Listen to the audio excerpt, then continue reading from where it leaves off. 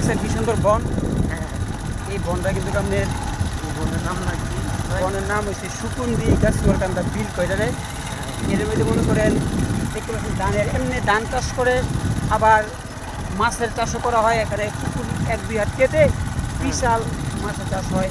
এখানে দেখতে মনোরম পরিবেশ। খুব সুন্দর। এখানে কিন্তু বিভিন্ন পর্যটক এখানে দেখতে ঘুরতে আসে অবশ্যই।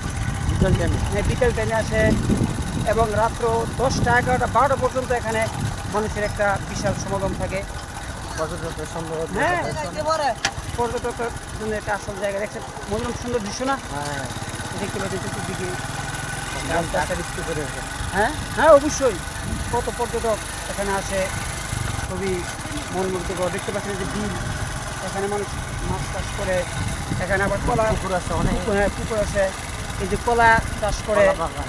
এবং এই রাস্তাটা যখন রৌদ্র কমবে তখন একদম মানুষ বেড়ে যায়। একুরেট মানে মনোমুগ্ধকর আবহাওয়া পরিবেশ, এবং পাশে পোলাপাইন খেলাধুলা করে, ফুটবল, ক্রিকেট ইত্যাদি বিভিন্ন খেলাধুলা দেখতে পাচ্ছেন। এই যে এখানে কি বলে প্রজেক্ট, এই সমস্ত প্রজেক্টের মধ্যে রকমের মানুষের আনাগোনা। হ্যাঁ আনাগোনা বেড়ে যায়, বেড়ে যায়।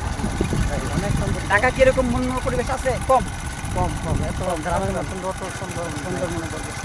গ্রামের যে প্রাকৃতিক সৌন্দর্য, এটা তো ঢাকাতে যখন পাওয়া যায়।